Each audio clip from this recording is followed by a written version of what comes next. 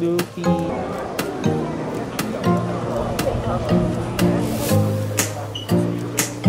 Grabe yung lamig. Meron din silang iPhone 6.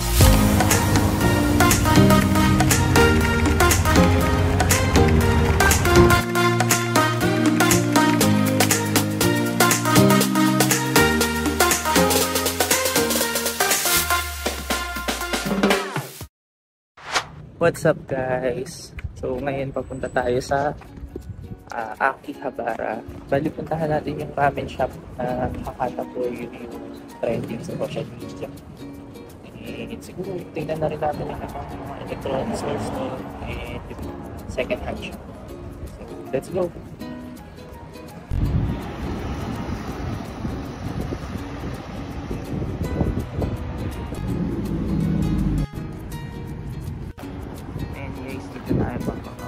Akihabara Tawaramachi station.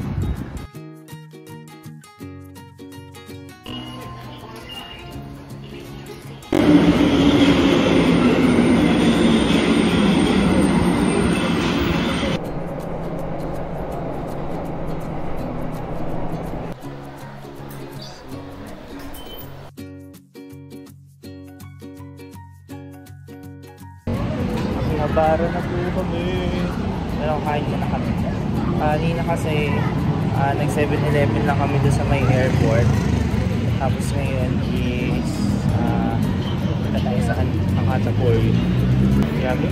Dami na namin bagod nakikita dito. Ang konti lang pila. Hakata Quarry na kami.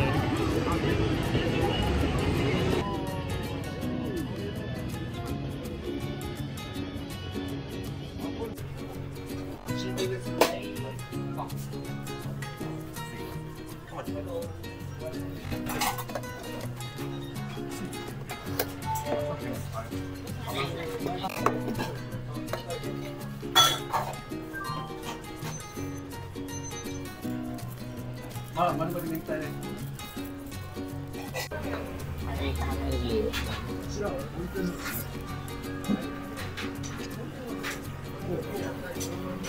Grabe ang dami, busog na kami.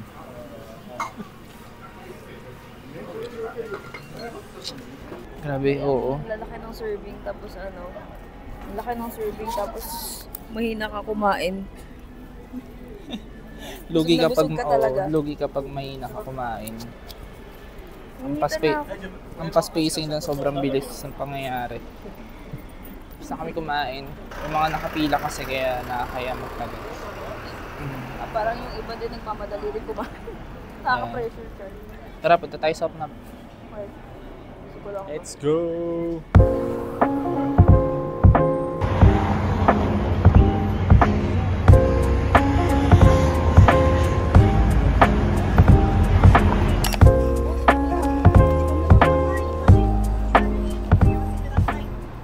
Guys, ito naman yung isa sa mga second-hand na gadgets na bilihan. Related company sila ni Big Camera. So, dito yung mga second-hand items or second-hand gadgets nila. So, let's go!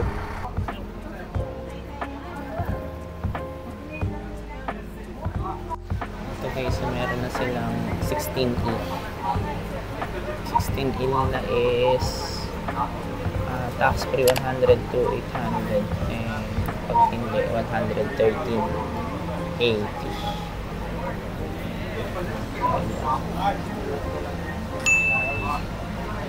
Post nyo na lang kapag gusto nyo.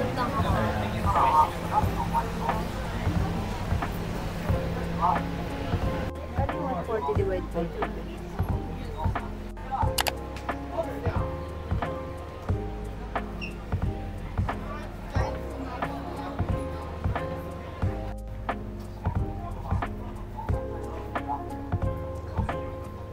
iPad Pro.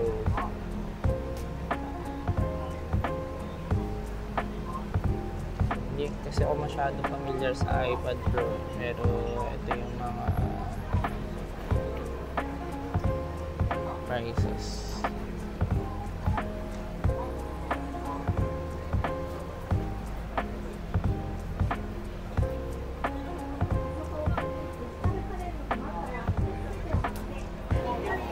meron din silang Google Pixel dito if ever. Gusto yun ng Android na pantapat sa Apple.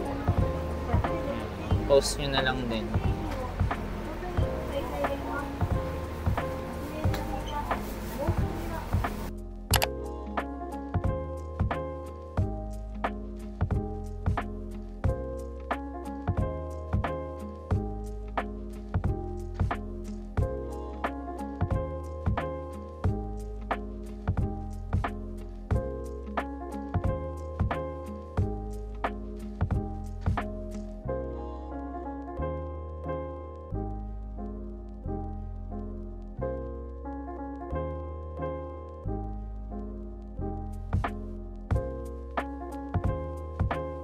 Ito yung second hand camera shop.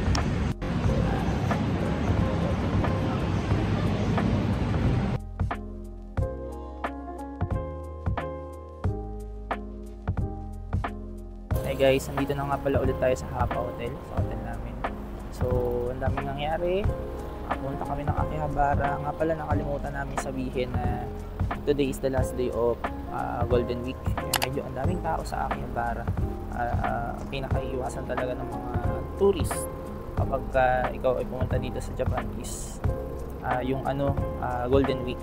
Pero bukas meron pa silang isang holiday. Hindi ko alam kung magtutuloy-tuloy pa rin yung dami ng tao, pero dito talaga sa Japan ang daming tao. So ayun, umiikot lang kami ng Akihabara kanina. Tingin-tingin muna ng mga second hand phones and second hand laptops. So hindi ko masyado nakuhaan din kasi puro ang daming tao at the same time. Nakaharang din sila dun sa mga pero may mga nakuhaan akong clips na mga presyo nila, i-post nyo na lang kung sakali. And then siguro ngayon papahinga muna kami. Mag-check-in na kami sa hotel. Tapos mamaya try namin ulit lumabas. So para malibot ulit natin yung Akihabara. Iba rin talaga yung feeling na nandito ka sa Japan, especially ang lamig. Sobra parang naka-aircon sa labas. So, such a blessing pa din and salamat sa Panginoon dahil nandito kami at ligtas kami nakapunta, nakarating. And muli, salamat sa asawa ko. You know, appreciation post. Na bitbitin niya lang pero sobrang salamat sa kanya kasi yun yung bunga ng hard work niya sa pagtatrabaho. So, ayun guys, update ko na lang kayo kung ano pa yung mga susunod nating videos. So far, hindi pa tapos yung video natin. So, pwede pa tayong mag-video mamaya. So, kita-kits. And, cut muna natin itong video na to. A few moments later. Grabe yung lamig.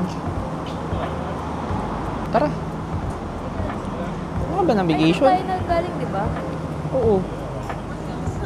So, punta ulit kami ng Akihabara. Let's go. Ang lamig. Grabe yung lamig, guys. Sobra. Para kamong ano. Parang joke. Kaya ba ito Parang mas ano pa to mas malamig pa sa Baguio. So papunta ulit tayo sa Akihabara. Tingin ulit tayo ng mga mga second hand iPhone, second hand gadgets. I think magugustuhan ninyo. Pupunta tayo sa Metro Subway papuntang Akihabara. Ooh, amazing.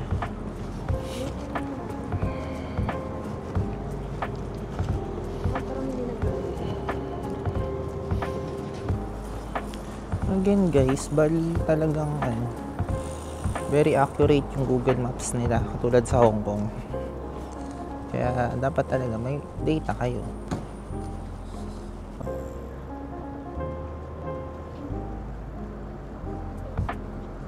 Grabe lamig talaga. 19 degrees. Ganun siya kalamig. Parang siguro naka-aircon na naka-aircon sa labas. By the way, napansin ko lang dito sa Japan. Konti lang din talaga yung mga kabayan natin. Karamihan dito talaga mga foreigner na kano. Pansin ko lang. Wala, naisip ko lang.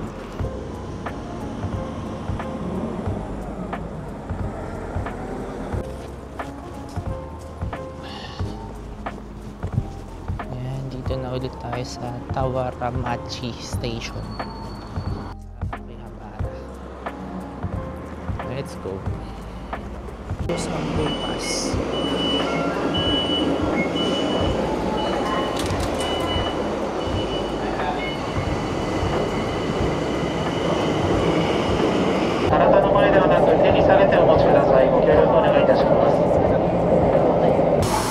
So, baba tayo ng Suehirocho.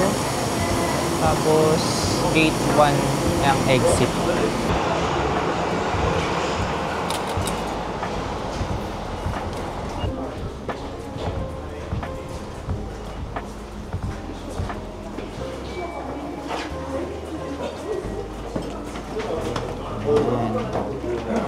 Ano yung mga akakyatin natin.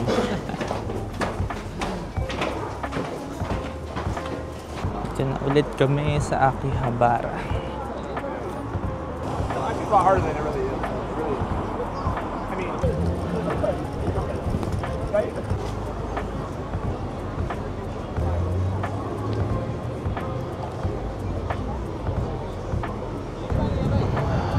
May lamig.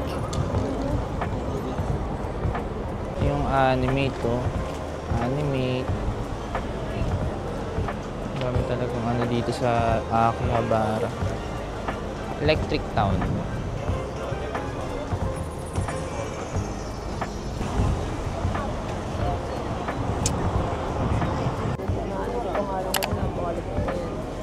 Namulan.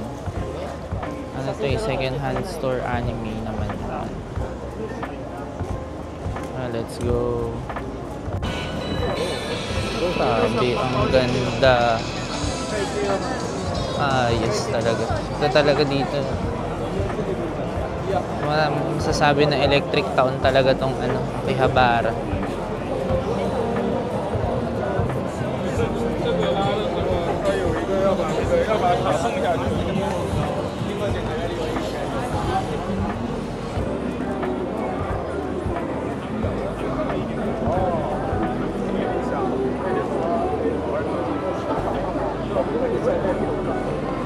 Bali dito kami sa Radio Kaikan. Puntahan namin yung ano, yung Habikoro Toys. If ever kasi kapag gusto nyo mag-catch-phone, tapos hindi nyo makuha yung gusto nyo, bumili na lang kayo sa Habikoro Toys. Okay, diba? At least makakapili kayo.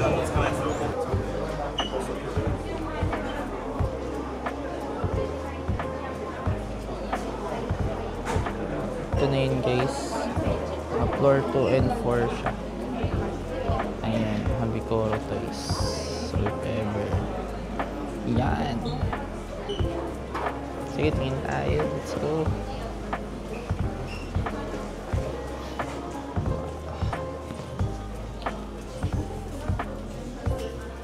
Oh, magkano? Oh, 1.5. Oh, 1.5 yung ano niya. 1.5 yen. Ito ang gito. Luffy. 3.5 ang mahal.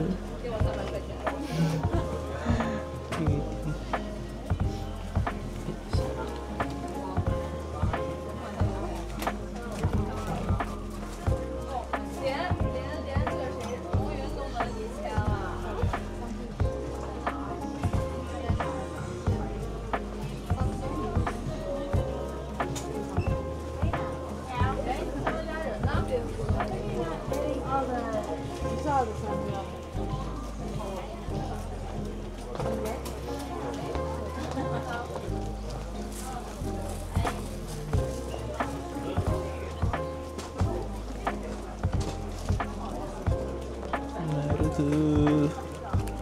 3,000 si Naruto.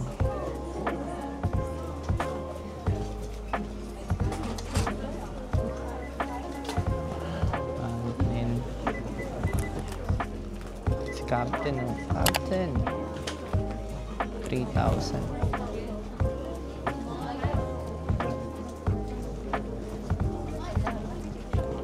Di ba hinahanap mo yung ano? Yung metro?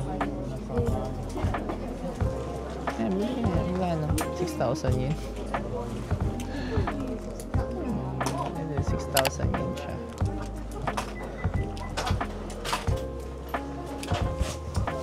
kami masyado nakapag-video. Pero okay naman. So, nandito yung mga stores na for sale talaga yung mga anime figures.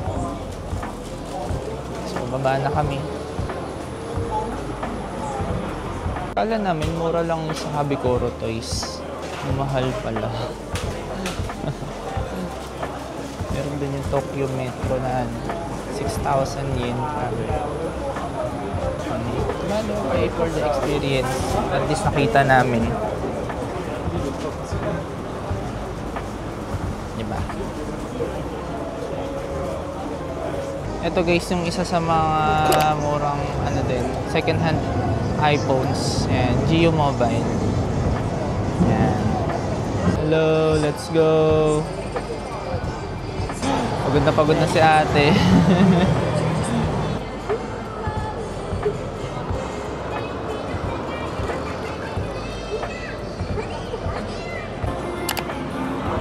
Ligo.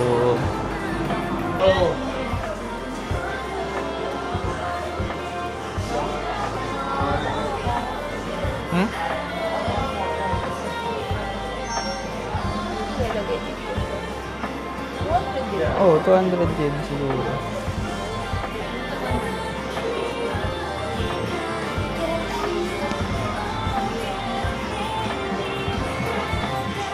Kumali, pag natalo ka, patay. 200 yen talaga.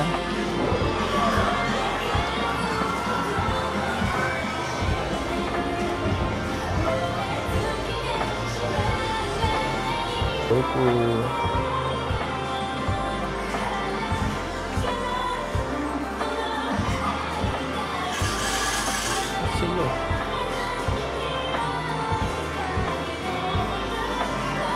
Talaga. One piece dito.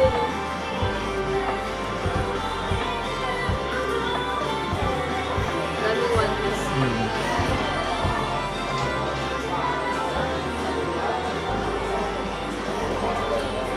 Second, 7th floor din to?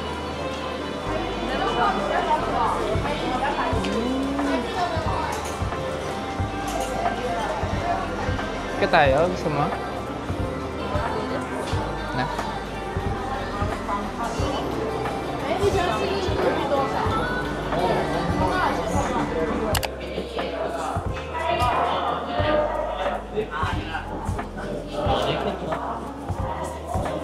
Wait, tara. Saan punta? Ah, dyan?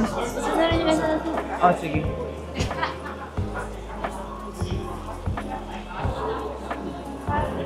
Ha?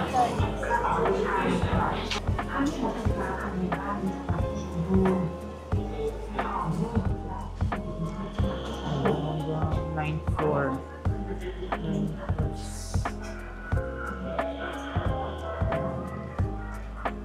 Let's go.